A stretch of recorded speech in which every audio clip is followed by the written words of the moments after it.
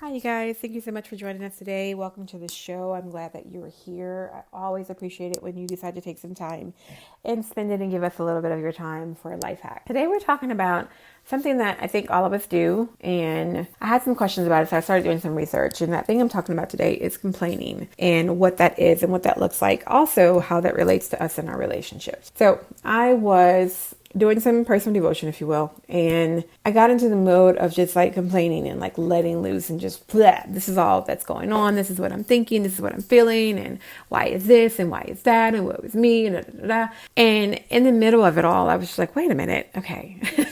Why am I doing this? Is this helpful? Like, is this a learned behavior? Is there any benefit to us complaining? Is there anything that says, hey, you need to complain as a human being? And here's why. And so that led me on the quest to look into the research, psychology, sociology, and even neuropsychology. And there is some benefit to complaining. There is some benefit to blowing off steam and letting these things out. One of those being that you are releasing that tension and you are releasing the hormones that go with that tension, the stress hormone that is produced from us being under stress. And sometimes when we don't admit that we're under stress, i.e. complain about that stress, it just bottles up and that causes other issues within our body. However, there is a right and a wrong way to complain. I don't know if you knew that. I didn't know that. So I want to bring that to you guys today. When we are venting, if you will, I'm going to call it complaining. I'm going to call venting complaining on steroids. Venting is a way of venting the steam. You know, if you think about a stove and you vent the steam that comes out of it, it is a way of venting the steam that's building up. But venting also includes closing that loop, closing that steam. We don't stay in venting mode. That is the difference between complaining and venting. Complaining is you are just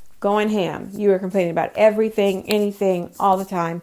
Every time you get a chance, no matter who's listening, you are saying, this is what's wrong with the world, with me, with life, with everything. That is complaining.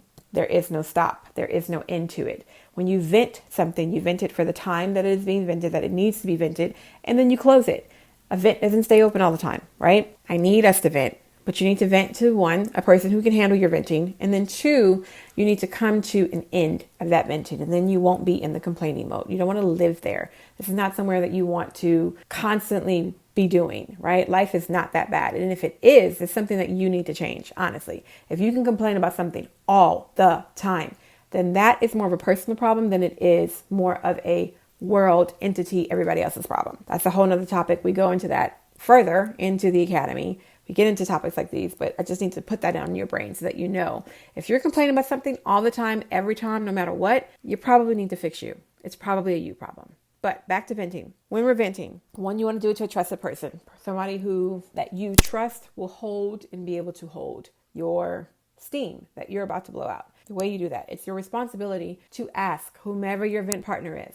I would encourage you to get one, but whomever that is, whether it's somebody you're paying, whether it's a therapist, whether it's a friend, whether it's a spouse, whether it's please not a child, but whether it is like one of your peers, hopefully it's not an employee, hopefully it's not somebody that you work with, hopefully it's not your children, because that's just messy and muddled and you don't need to go there. But let's say that you have a person that you vent to that you trust. For me, it's my spouse. And whenever we have those issues or whenever I have something coming up, I have the responsibility to ask, do you have the capacity to deal with my vent? Can you handle my vent right now?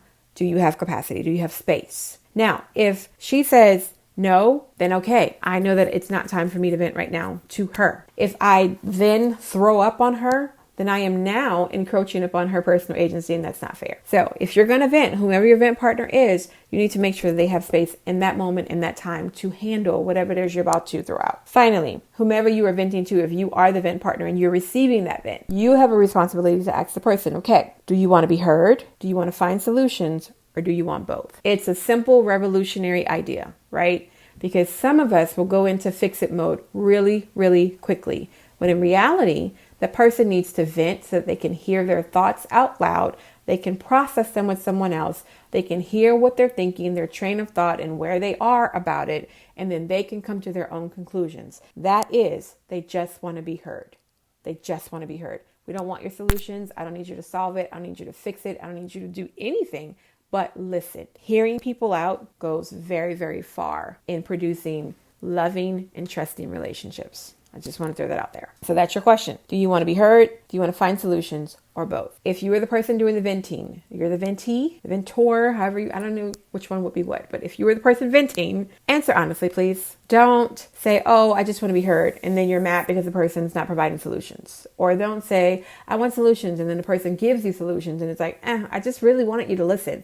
I need you to know what it is you need. This requires self-awareness. This requires you to have some maturity about the process and to actually make this a system instead of it being some haphazard thing that you're doing.